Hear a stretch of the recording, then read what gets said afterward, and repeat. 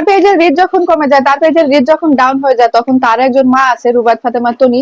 আমি রুবায়েত ফাতেমা তনি, আমার নামটাই বারিক শাহকের মুখে নিতে হয়, এমনটাই বলছিলেন রুবায়েত ফাতেমা তনি আপু আজকে লাইভে গিয়ে। লাইভে গিয়ে বললেন যে তার যখন ভিউয়ার্স একদমই কমে যায়, তার যখন জিনিসপত্র যখন সে লাইভে দেখায়, যখন সে কেউ দেখে না, তখন নাকি এই রুবায়েত ফাতেমা তনি, আমি সেলিব্রিটি, আমার নামটাই তার মুখে নিতে হয়, আমি ওর মা, আমি বারিক শাহকের মা। এখন এটা শুনে একদল পাবলিক বলতেছে, বারিক শাহকের মা যদি রুবায়েত ফাতেমা তনি হয়, তাহলে বারিক শাহকের বাবা কি রুবায়েত ফাতেমা তনির হাজবেন্ড? আসলে হিসাব মতে কিন্তু তাই, হিসাবে কিন্তু তাই দাঁড়ায়। এবং এটা কিন্তু রুবায়েত ফাতেমা তনি নিজের মুখেই বলেছেন যে আমি বারিক শাহকের মা। বয়সটা একটু সেম সেম হয়ে গেল না?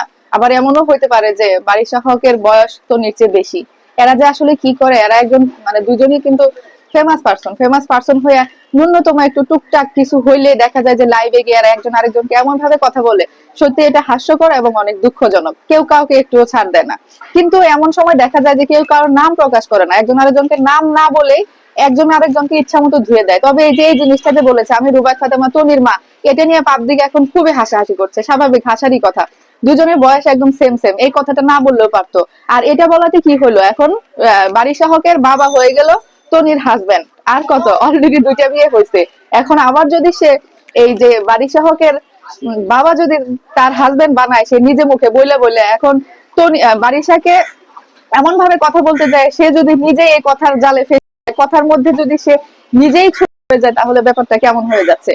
আসলে এরা যখন লাইভে যায়, এরা যখন একজন আরেকজনকে নিয়ে কথা বলে, তখন এরা হচ্ছে যে কি বললে কি হতে পারে, এই কথার প্রেক্ষিতে কি হতে পারে, সেটা আসলে এদের মাথায় থাকে না।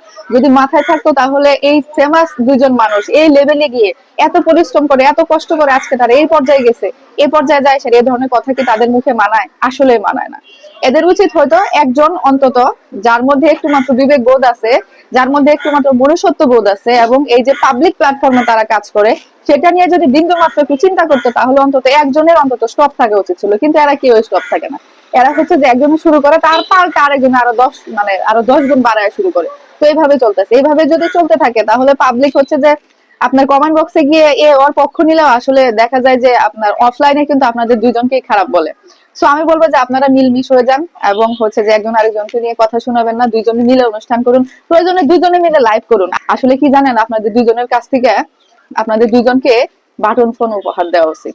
আপনারা বাটন ফোন দিলে তখন বুঝতে যে লাইভে যায় সেরে কি বলা যাবে কি বলা যাবে না। কারণ একটা অ্যান্ড্রয়েড ফোন পাইয়া আপনারা এই যে লাইভে যাইয়া কতগুলা যে আপনাদের ভক্তকুল তৈরি হয়েছে, ভক্তকুলদের নিয়ে আপনারা যে সমস্ত কথা বলেন, এটা আসলে আপনারাই চিন্তা করবেন যে আসলে আপনারা ঠিক করেন কি করেন না। এটাই হচ্ছে ব্যাপার, এটাই হচ্ছে কথা। আমি মূলত আসলে কারোরই ভক্ত না। তবে এই যে যে টনি যে বারিক শাহকের মা, আমি ওর মা, ওর মায়ের নাম মুখে নিতে হয়, এটা আমার কাছে সত্যি হাস্যকর লাগছে। আর পাবলিকের কমেন্ট তো আরো হাস্যকর।